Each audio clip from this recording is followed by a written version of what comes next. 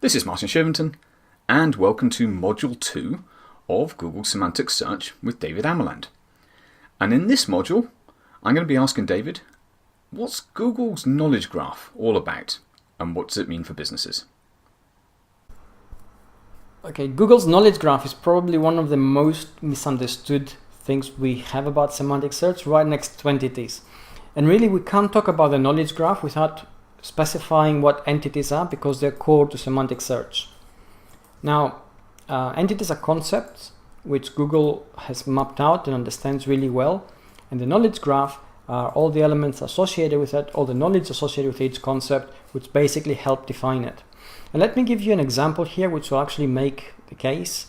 If we talk about a car, in our mind's eye we have something very specific, and that has very specific qualities and attributes. For instance, it is made out of metal, it has a very definite shape, it has at least 2 doors, it definitely has a steering wheel, it has certainly 4 wheels most of the time, and it gets us from A to B a lot faster than if we were on foot. Now, all these things which we know about a car, including qualities such as a mark, which is perhaps a Mercedes or Ferrari, and they're associated with a lot of greater status than perhaps a Ford or a Nissan. These are our own personal knowledge graph, and they're mapped out onto the entity, which in this case is car. Now, at this point, it is very easy to think that the word car is the actual entity, and it's not. The idea of a car we have in our head is a concept, and that is divorced from the language we use. And to prove this, suppose we learn a new language and we find out that there were a brand new word for car in that language. The moment that happens, all the knowledge we have in our heads which is associated with the word car, our own personal knowledge graph, get remapped onto the new language we have by basically connecting the new word we have found out with the entity in our head. And that's exactly how Google Semantic Search works, essentially. It has concepts and has a knowledge graph, which are all the elements associated with each concept, which help define it. And then it maps that concept onto a language. So that's what it is. And it works in a very similar way. So the next question is, knowing this, how does it change how one should approach search engine optimization, SEO? It has to be said that entities and the knowledge graph change the way SEO works drastically. In the past, SEO was driven by signals which were what I call dumb, in terms of if you did them, they delivered results regardless. So you could actually take a website which had complete nonsense in it and its value was practically 0, and then put in keywords in the right places, create content with the right keyword density, have the right kind of frequency, buy backlinks pointing to that site, and you could get that site to rank regardless of its value.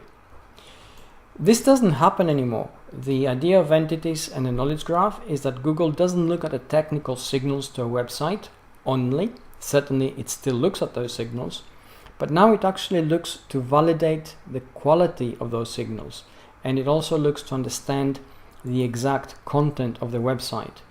There is a technique which Google uses called entity extraction.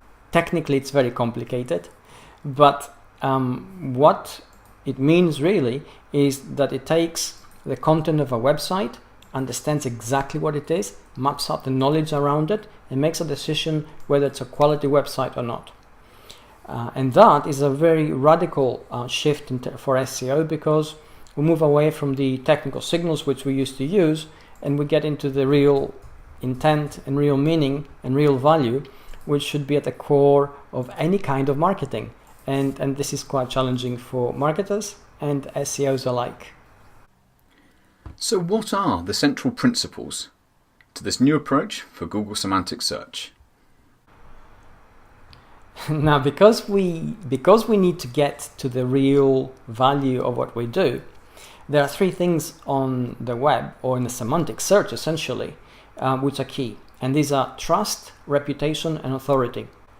We shouldn't be surprised here, because in our offline lives, in the offline world, essentially trust, reputation and authority are the things which help us define whether we're going to connect with another person or not, whether we're going to do business with them, whether it is worthwhile ourselves spending time and effort getting to know them. This perception of who they are comes from the way they behave, the way they essentially conduct themselves, what we hear about and their reputation and so on. These are all the little nuanced things which we get offline. And now the whole idea is that trust, reputation and authority have become just as nuanced in the online world, and they're beginning to play a very an increasingly important role in how we connect with people and businesses and brands, and how we begin to actually form relationships with them. So the question now is, what does that mean for me as an individual and for a business? This leads us naturally now to the next step. If you're working online, if you're running a business online, if you're doing anything online at all, you should be looking to actually find ways to deliver exactly who you are in terms of your identity. You should try and find ways, and usually by ways I mean the content you create and the digital presence you generate. And you should try and find ways to show your values and also show how those values are shared values with the audience you're trying to reach. It is, for instance, a total waste of time for a whaling company which harvests and sells whale flesh or whale meat to try and connect with Greenpeace activists. Although it could be done, and perhaps we can find a common ground there, but that's a bit of a reach. So an awareness of what you do and how you do it and what it means is critical to working online in a way that helps you find your audience and helps you find common ground with that audience, and then begins a dialogue which has to be part of what we call the online conversation, which helps create those relationships which we now know are absolutely necessary in the online world. So, just to recap, the 3 principles that David discussed in this module were trust, reputation, and authority. And that was a great session. Thank you, David. See you next time. Yep, I really enjoyed it too. Take care. Bye-bye.